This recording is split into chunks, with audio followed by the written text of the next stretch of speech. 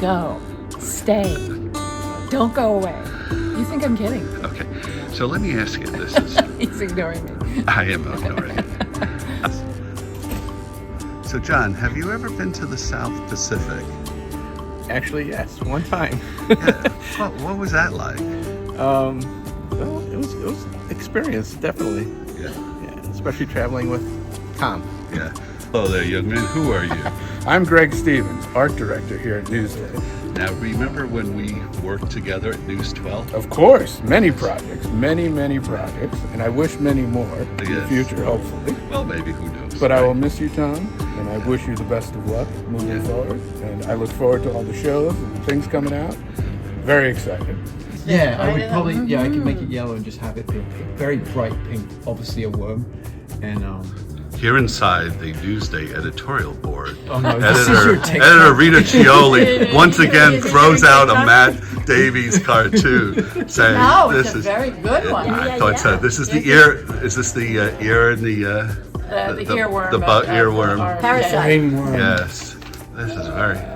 Rita, just tell me. Why don't No, you Rita. come and No, let's Rita. take a You, picture. He you wants and Matt. you to be talking Right. as memory. Exactly. She knows. I've been down just- this drill before. Rita, Oh, really? Okay. let me just ask you a couple of quick questions because this Oh, is you for the videotape? This is at yes, this is the at isn't a home. picture, This this is is video. where you go. Hey kids, I'm in the video age. So every morning at 10 o'clock, what happens in this place? Can I just ask real briefly, Rita? We all convene in our meeting room. You And come we- out of your office here, Right. and then you And I say, "Let's go, folks." Okay, let's go, folks. And then we travel all the way into that And then other 10 minutes later, I conference get room. up and go in. No. And then we talk about the things of the day, the The events news of the day. Pick apart people. How difficult was that guy, Maier, in dealing with in those meetings? I think he went on and on. Don't you think? He had the craziest off-the-wall ideas. Oh my And God. went on and overtook the conversation and was firm in his beliefs. What? He didn't do any Who was the mansplaining. editorial page editor? He was so demonstrative. Well, I think you were able But then to we rein shut him down in, his, though. yes, then we shut down all his ideas. Right. Now, the other question is, when you called me initially, I said, I don't know. But then I called you back. That was Back a year. a day or two later. No, like Hours. not Hours? even. No, within 15 minutes, I called you Okay, back. okay. You took a shower. You told me you had That's taken right. a shower, That's right. and you were back. Was it late at night? It was late at It night. was about 9 o'clock. Yeah. And I It's late called you for back. some of us older folks. Here's my question: in retrospect, a year later, any regrets? None whatsoever. Are you sure? Absolutely positive. It was one of the best things I did. Okay, good. Because I said, don't worry, Rita. No matter what I say to you, I'll always have your back. So I did And say 100,000 words later, which is what he claims he wrote. that. I could send you the. Does that count? Yeah. I could send it to you right now. Yeah. I'll send you the whole It's body like of whole words. thing. like a novel. Well, Well, don't say that.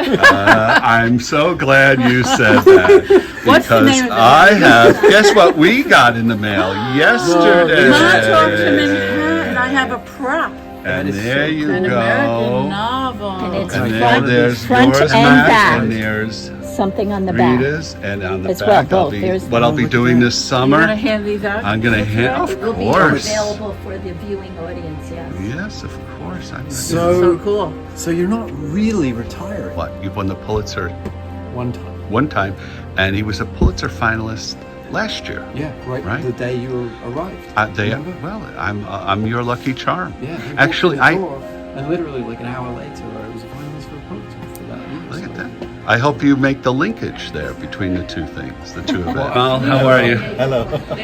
So one of these days, I'm going to be in an art gallery, and I'm going to see Nirmal's watercolors, the Melville years. Yes. And this is Michael Doby over here.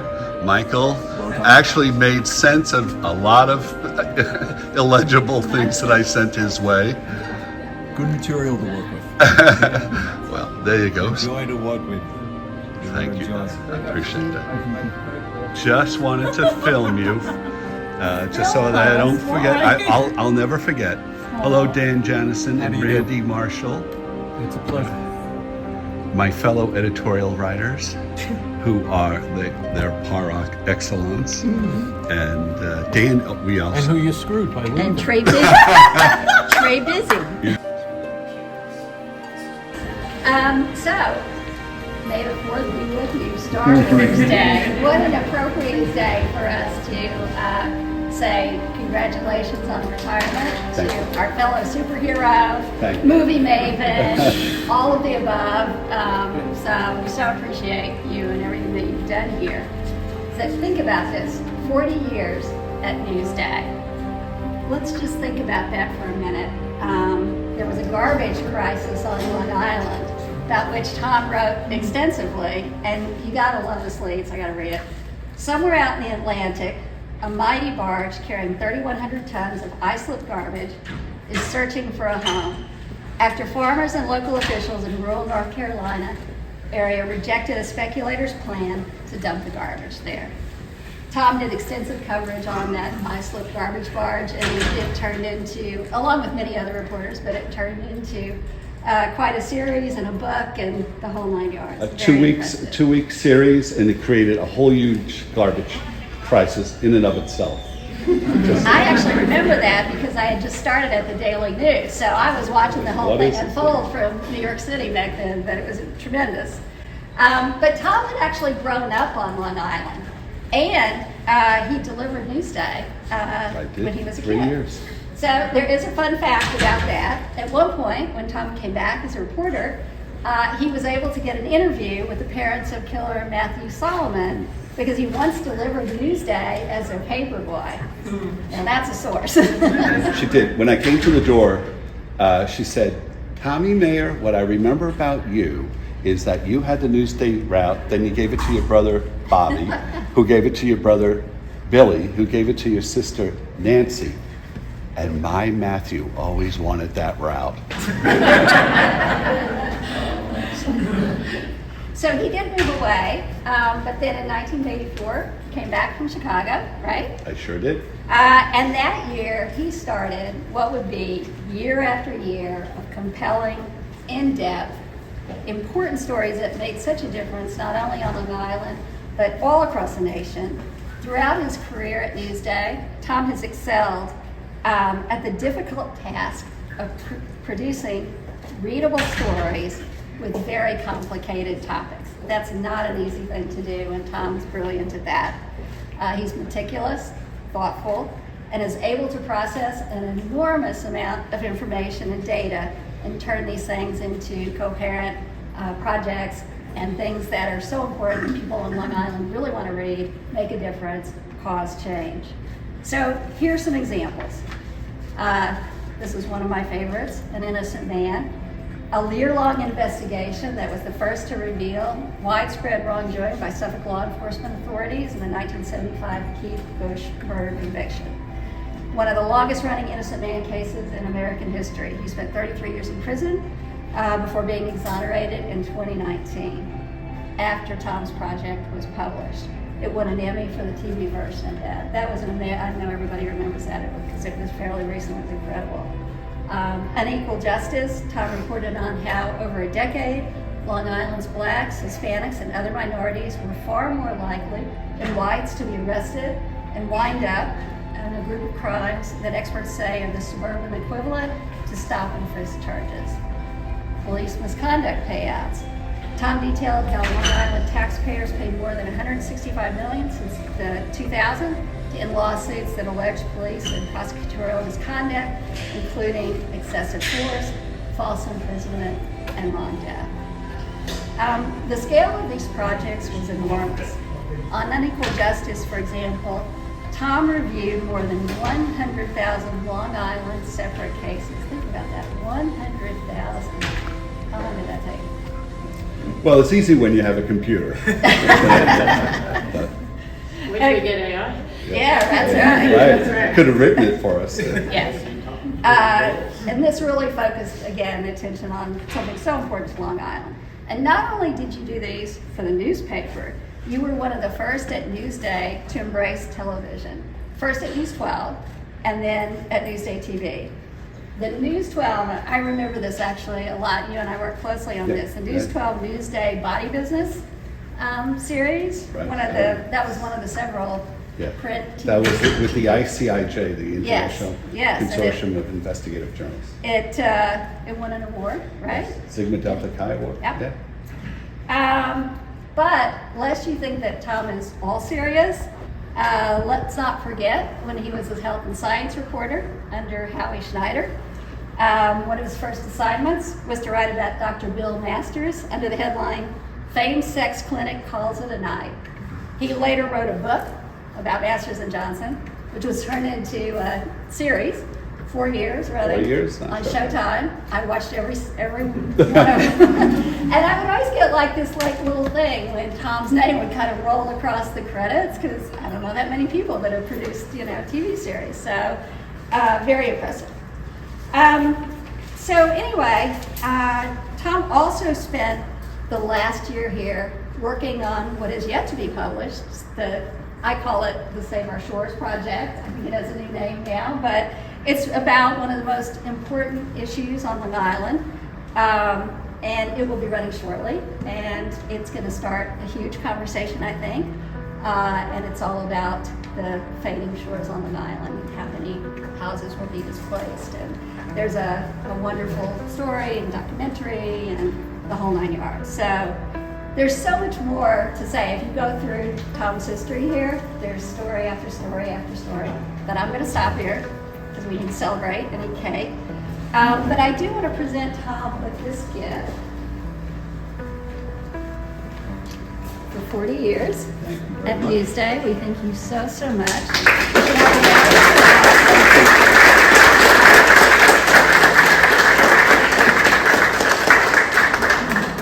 And we also know you well enough to know, and this is confirmed, he's not retiring. He's got a docuseries coming out. Got a book coming out. Novel, first time novel. novel. Really great. I mean, bravo. Thank you so much for everything that you've done for Newsday. It's been an incredible ride, and as you know, you will always be part of the Newsday family, and we'll be here for you, and we know that you'll be here. Very So. much. I agree.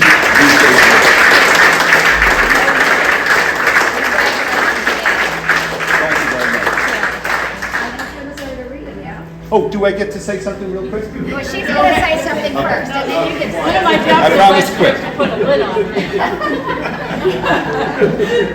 Anyway, I just wanted a few little things that were not in the archives.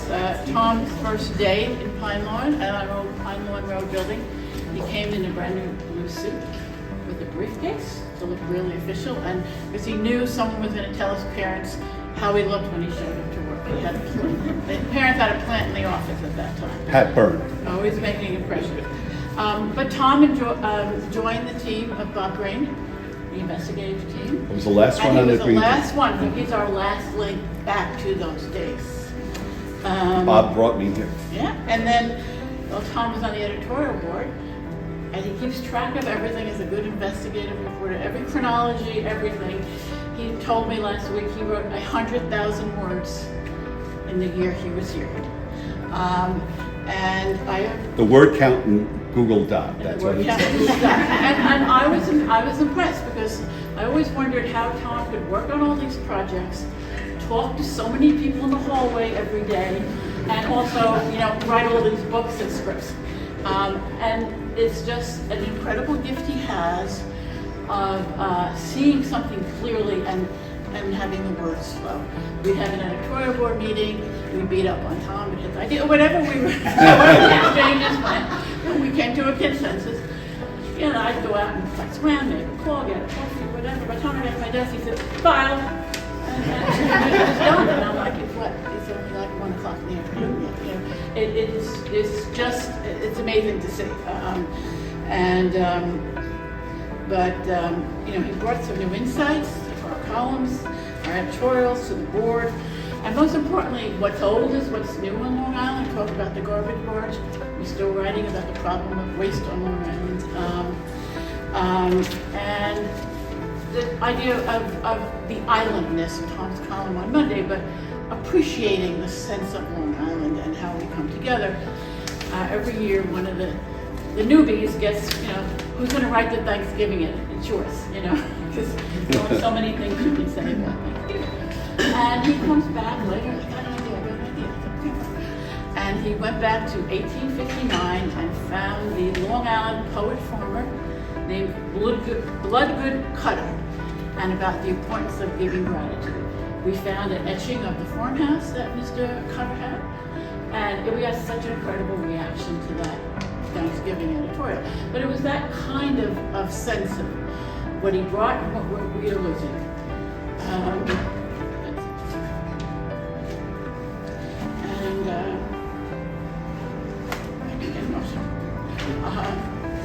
One year ago today, Marcos Maier was killed at the recycling plant in Babylon.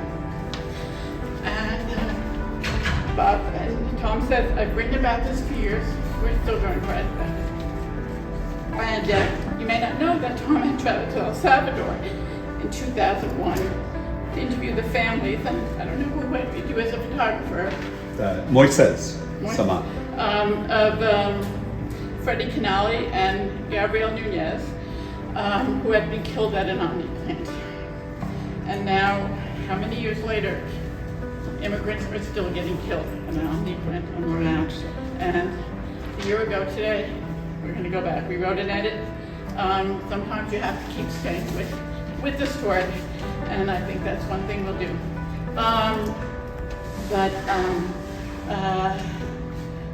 I hope your last year was a good one. It was wonderful. And we How could it not be? very It was much with on you. board. So, and I must say, Tom walks in this morning, and he's always doing something. He goes, look what I got, look what I got.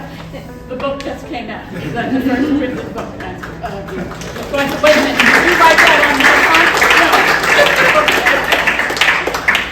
No. So it's ready for all of us. And you now have the floor. Well, thank you, Rita. Rita's always been like a big sister I've known her all the way back to the Fordham years and such. So thank you, Rita. It was a delight being here. There's three things I wanted to say. First of all, the Newsday has so many talented people, and I was so fortunate to meet so many of them in so many different ways. And I don't want to say any specific names just because I would be here all day talking about it. But when I just think of all the different people that I work with, it's just a marvelous place of talent. It has been through my whole 40 years here. And I've always been very privileged and honored to be in your company. That's one.